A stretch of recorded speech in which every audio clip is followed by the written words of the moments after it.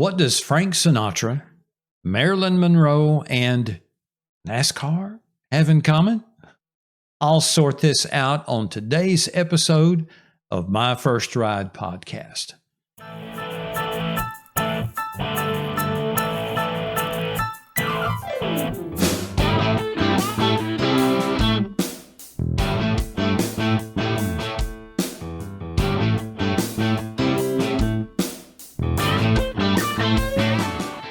Hello, I'm your host, Gary Neidert. Thanks for listening to and watching My First Ride podcast. This podcast is about nostalgia, automotive nostalgia. Reliving the events, the sights, the smells, and emotions of special memories connected to our first rides. Said another way, it's about allowing our memories to travel back in time and experience our special car moments all over again. The mid-1950s brought about several changes and advancements in society, politics, and technology. The TV set was starting to show up in homes across the country. Show up, pun not intended, but I'll take it. The polio vaccine was introduced. The first transistor computer was built in 1953. The transistor radio was introduced in 1954. Think about it. Those things that we carry in our hands called smartphones today had their origins back in 1953 and 54. And 67 years ago, 68, 69 years ago. And we get to enjoy that stuff now with the continued innovations in that particular industry.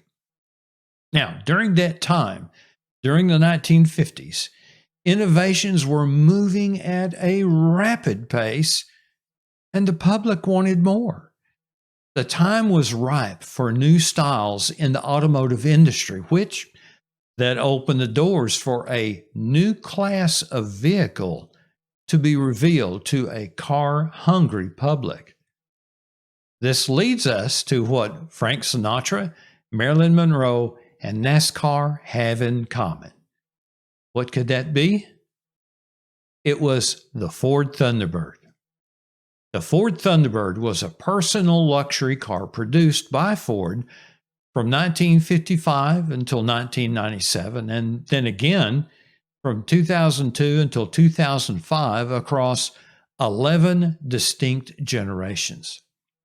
Introduced as a two-seat convertible, the Thunderbird was produced in a variety of body configurations.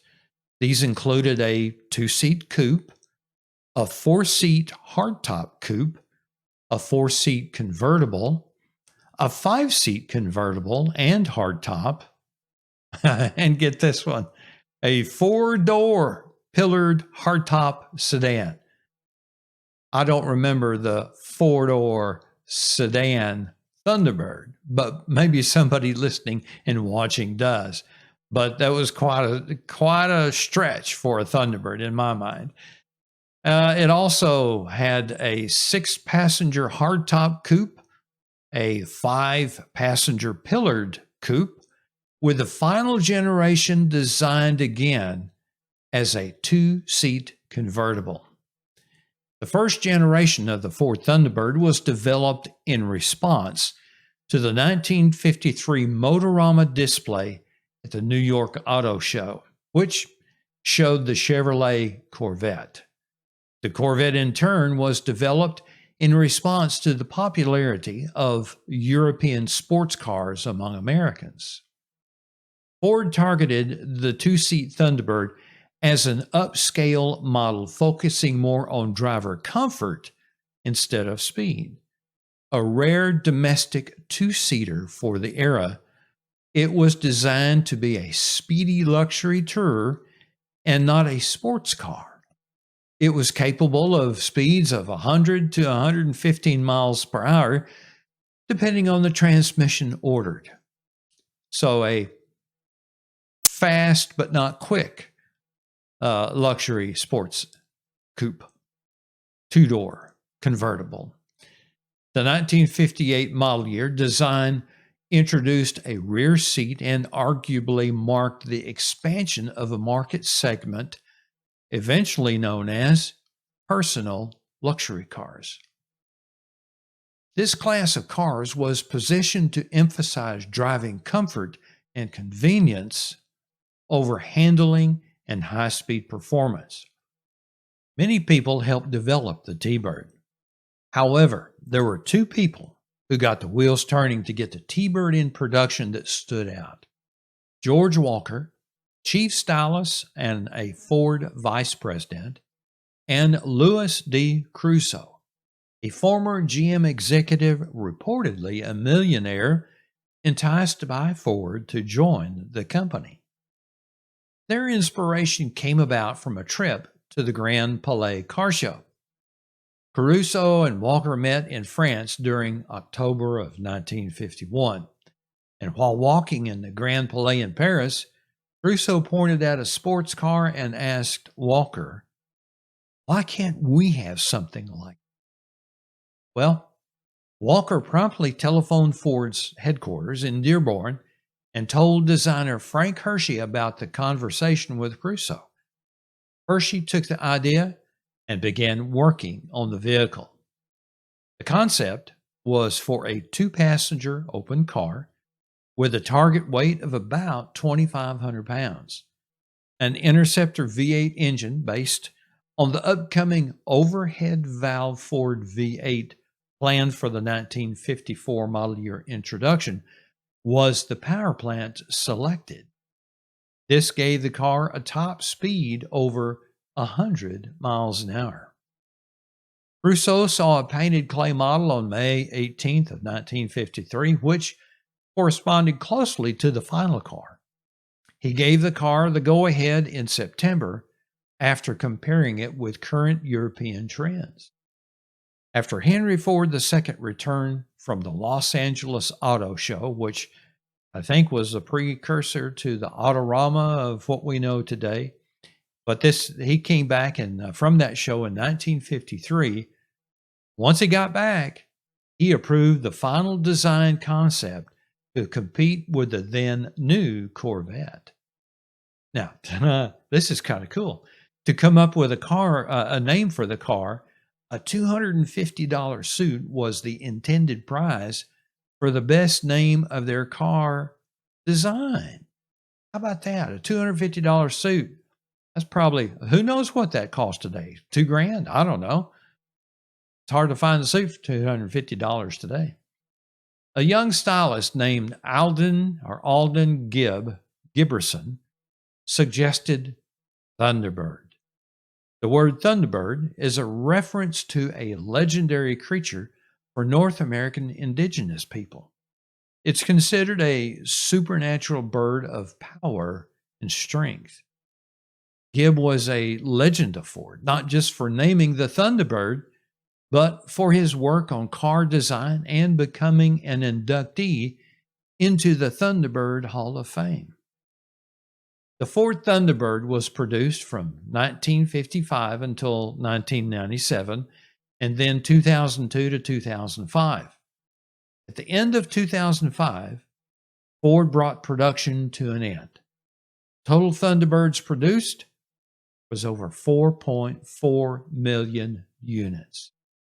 That's a lot of Thunderbirds. Whatever happened to all those Thunderbirds? How many of those are actually still on the road today or still exist? Or I guess they mostly got crushed in the crusher and recycled and we're driving cars today using recycled Thunderbird steel. Who knows? Well, the Thunderbird went through many changes from the first generation through the 11th generation.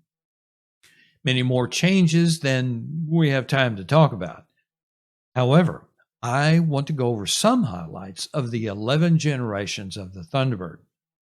I already talked about the first generation T-Bird and how it was a two-seat convertible meant more for luxury than performance. But changes were coming to extend the appeal of the car to the public.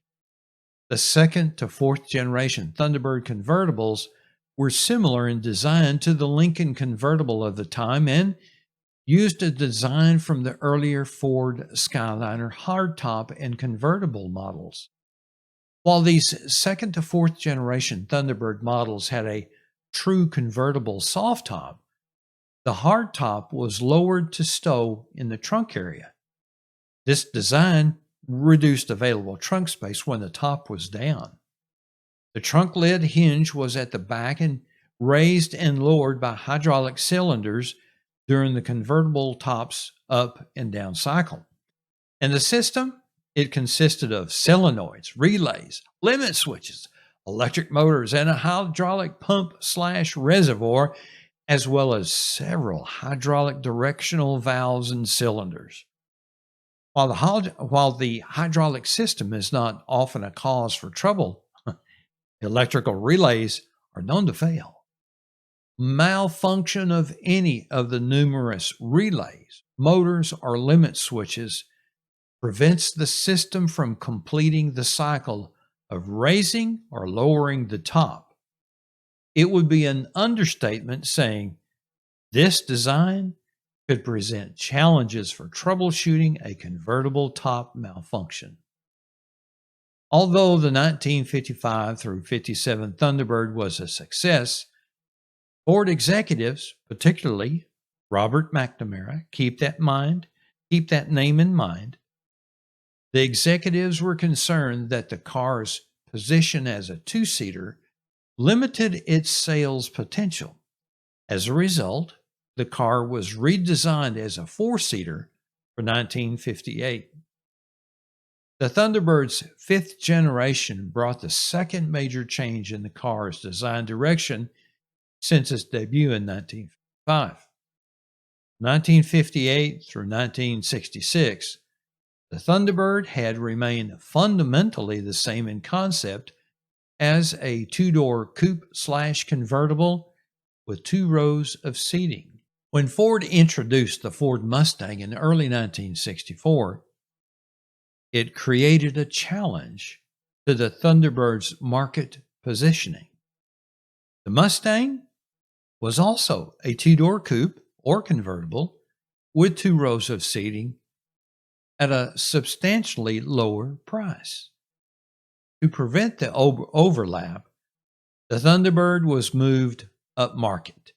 The 1967 model year was a larger Thunderbird with luxury appointments in line with the Lincoln. The new Thunderbird was no longer unibody, but a body-on frame construction with rubber mountings between the body and frame to reduce noise and vibration. Back to that luxury kind of thing. Among the many changes introduced in 1967, the Thunderbird convertible was discontinued. But the biggest change was the addition of a four-door sedan body style. The four-door featured suicide doors for rear seat access and the appearance of a coupe. It's hard for me to comprehend and think of a Thunderbird being a four-door. Well, wasn't my decision. A design feature of the fifth generation Thunderbird was the gaping fighter jet inspired grille opening that incorporated hidden headlights. Neiman Marcus offered his and her Thunderbirds in its 1970 catalog with telephones, tape recorders, and other features. Sold only as a pair, they retail for a total of $25,000. So that would be equivalent to around $167,000 in 2021, maybe $180,000 in 2022. Who knows? I wonder if Neiman Marcus is going to come out in 2022 Christmas catalog with a his and hers vehicle. That would be cool to see. But anyway, be on the lookout. The 1971 Thunderbird was mostly a carryover from the 1970 models as Ford prepared to release a new, larger Thunderbird for 1972. It was also the last year to offer a four-door. Yay! You can tell I don't really care for the four-door. In 1978, Ford offered the Diamond Jubilee Edition Thunderbird to commemorate the company's 75th year as an auto manufacturer.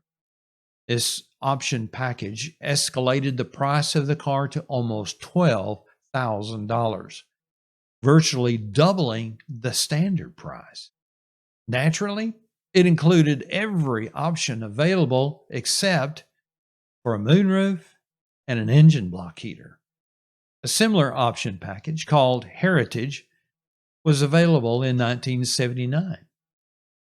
On December 26th of 1988, a completely redesigned Thunderbird was introduced as a 1989 model along with the similar Mercury Cougar.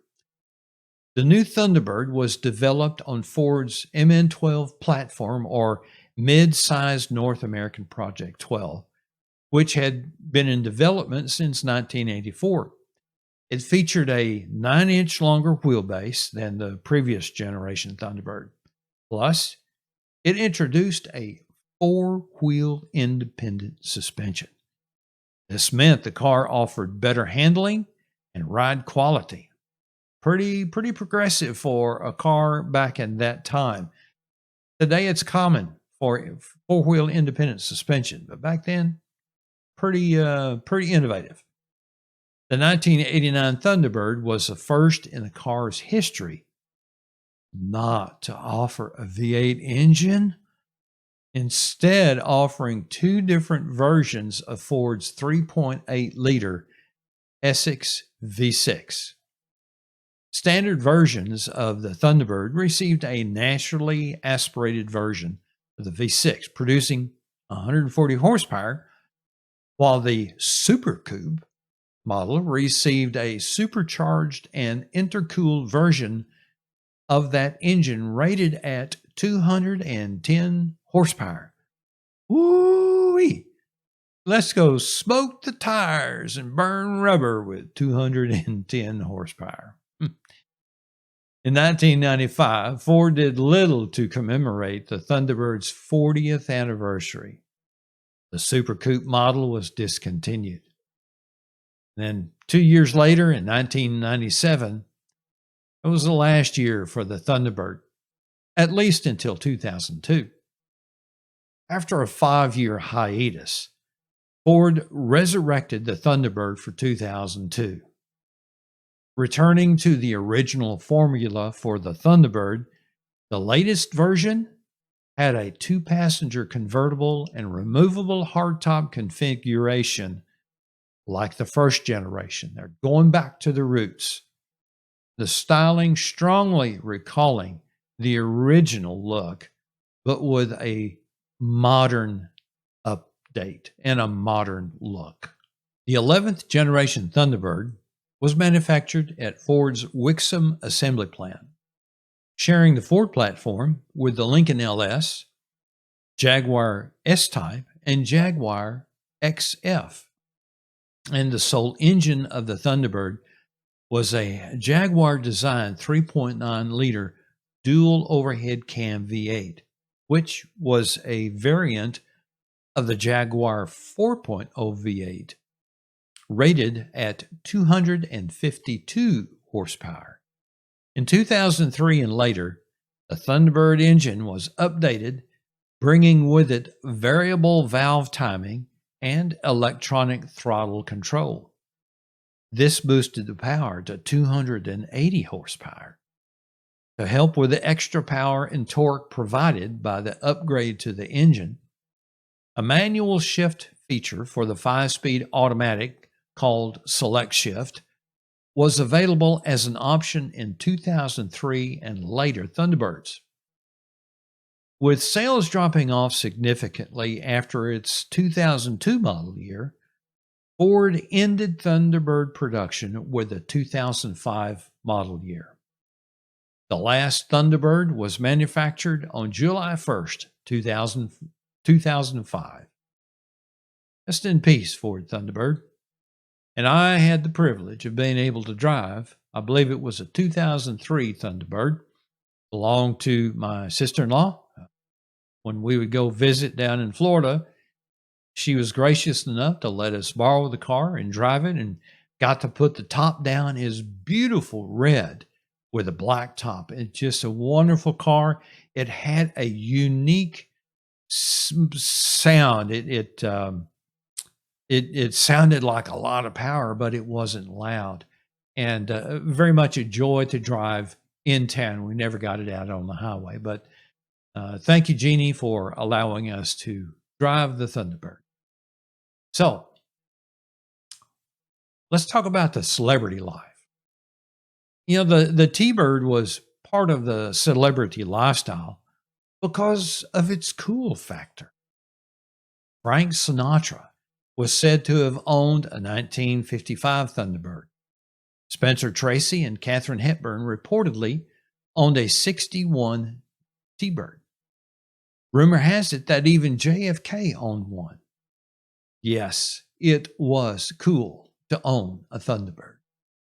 Marylin Monroe owned a 56 T-Bird for more than 6 years. It had a raven black paint job and was powered by a 312 cubic inch V8 engine, delivering 225 horsepower. The car had a top speed of 113 miles an hour. And not long after buying her T-Bird, she married Arthur Miller, the famous playwright. Did he marry her for the T-Bird or for her? I'm sure it was for her. Later, when her car was taken to auction, it went under the hammer, fetching a cool $250,000. Reportedly, some have detected the aroma of Chanel No. 5, her signature perfume, wafting from the glove compartment. I mean, just imagine, here you are, you sit down in this car, you open the glove box, and this aroma of Chanel No. 5 that supposedly Marilyn Monroe wore comes out of the glove compartment and just fills your nostrils, and you think, was that from Marilyn? Well, it's a good imagination. So anyway, so Maryland's Thunderbird is, quote, not only part of automotive history, but comes with an aura of glamour, romance, and tragedy of a true Hollywood legend, unquote, said Darren Julian, the president of Julian's Auctions that sold the car. In the early 1960s, the Thunderbird was even an Indianapolis 500 pace car. Plus, it was featured prominently in President John F. Kennedy's inaugural parade. It also benefited from product placement, notably on the popular private detective drama television series 77 Sunset Strip. Say all that real fast 3 times, see what happens. Anyway, the TV series featured the Thunderbird, and product placement, sometimes we think about it's a recent thing, but it's been around for a very, very long time. So if you get a chance, Google 77 Sunset Strip. Google it, look it up on YouTube, and watch some of the episodes or some of the videos from it. Pretty cool. Trying to capture their feeling of the T-Bird in their song, Fun, Fun, Fun, the Beach Boys sang, and she'll have fun, fun, fun till her daddy takes a T-Bird away. Sorry, I can't sing it and do justice to it, but I tried. Could it be this song related to a real event? Rumor has it, Salt Lake resident Shirley England, whose father was a local radio station owner, borrowed her father's 63 T-Bird. Is it a stretch to assume she ran the T-Bird on the Bonneville Salt Flats? It certainly had the power to go fast because it was powered by a standard 390 cubic inch V8 engine delivering 300 horsepower. We'll just all let that rest in our imaginations. But what about the racing Thunderbird? Thunderbirds first showed up to race in the 1959 NASCAR series. The combination of the second-generation body style and the newly available 430 cubic inch V8 took drivers Curtis Turner, Johnny Beauchamp, hope I said that right, which he raced a Thunderbird built by the Holman Moody team in the first Daytona 500.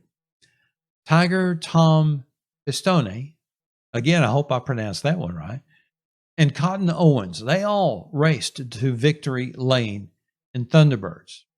And Thunderbirds that were entered in 1959 won 6 races in top divisions. In the 1960 season, most teams returned to using the conventional full-sized Ford body style, and the T-Bird made only sporadic appearances through the rest of the 1960s with no additional wins. But beginning in 1977, Thunderbird-bodied race cars replaced the Torino as Ford's primary body style in NASCAR, starting a trend of luxury coupe-type body styles being used as a sheet metal source on the racetrack. Bobby Allison won 13 races with this car, driving for owner Bud Moore in the 1977 through 1980 seasons, even though the cars looked boxy and not very aerodynamic.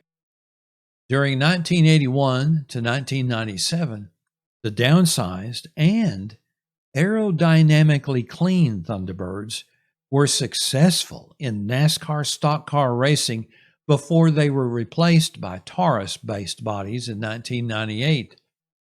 The 1983 through 1988 bodied T-Bird, driven by Bobby Allison, exceeded 200 miles per hour, and in one case, during a qualifying session, set the record of the fastest lap in stock car history with an average speed of 212.8 miles per hour at Talladega Super Speedway. That's quick. Now, I don't know if that record still stands, but any way you look at it, that is fast. They don't even go that fast today. They've got the speed restricted, so they don't. I don't even know if they go over 200 miles an hour. Maybe 201, something like that. I don't know, but they certainly don't go 212 miles an hour. Supposedly, again, this is a record that still stands. Bill Elliott and Davey Allison, in particular, were successful with the cars, with Elliott winning the 1988 championship. Alan Kulwicki also won the championship in 1992 in a car nicknamed Thunderbird for his underdog status as a driver. So now you know a little of the Ford Thunderbird's exciting history. And I was surprised to learn there was a time when it had 4 doors and that it was had a prominent place in NASCAR history. But you already get it about the 4-door thing. I kept mentioning it several times. But it's still hard to imagine Thunderbird as a 4-door. Hopefully you enjoyed this episode and learned some new information along the way. My thanks to Joshua Irvin and his article on hotcars.com and Wikipedia for the great information on the Ford Thunderbird. The links to Joshua's article will be in the show notes along with the Wikipedia links. What's coming up next on My First Ride? I'm constantly searching for people that would enjoy telling the stories of their first rides and how their lives were influenced by them. And I bet you probably know someone that would be a great guest for My First Ride podcast, right? Let me know a little bit about them and their story. What about telling your story on the podcast? Let me know a little bit about you and your first ride. Check us out and subscribe to the podcast on iTunes, Spotify, Google Podcast, and more. And of course, you can also go to the website at myfirstridepodcast.com. One final thought. You may not have your first ride, but you still have the memories. It's time to share them. Contact me if you have any questions regarding today's podcast, or if you'd like to be a guest on My First Ride podcast. Send an email to myfirstridepodcast@gmail.com. I'm Gary Neidert, and you've just experienced My First Ride podcast. Thanks for listening. Thanks for watching.